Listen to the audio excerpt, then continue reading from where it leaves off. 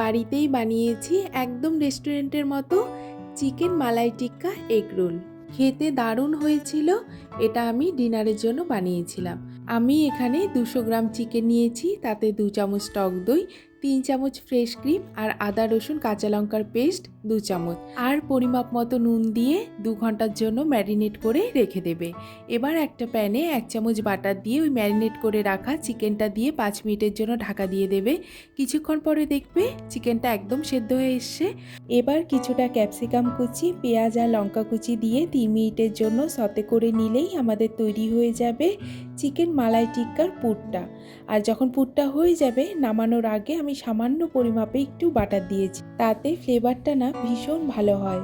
একটা ভীষণ tasty sauce বানিয়েছি, কিছুটা mayonnaise, hot and sweet sauce আর 1 চামচের মতো শেজওয়ান চাটনি দিয়ে মিক্স করেছি।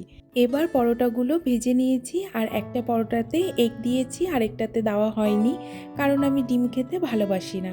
এবার এগ রোলটা তৈরি করছি, আর এগ রোল তৈরি করতে মোটামুটি সবাই জানো, তো একটা ডিম ফাটিয়ে দিয়ে তাতে পরোটাটা দিয়ে এপিট ওপিট করে ভেজে নিলে আমাদের তৈরি হয়ে যাবে। এবার যে চিকেন মালাই টিক্কার পুরটা বানিয়েছিলাম সেটা দিয়ে ওপর দিয়ে সসটা দিয়ে দিয়েছি, আর এই সসটা খেতে ভীষণ টেস্টি হয়, তোমরা প্লিজ একবার ট্রাই করো। এবারে সবার শেষে সামান্য পেঁয়াজ কুচি দিয়ে এগ রোলটাকে রোল করে নিলেই আমাদের তৈরি হয়ে যাবে ভীষণ টেস্টি চিকেন মালাই টিক্কা এগ রোল।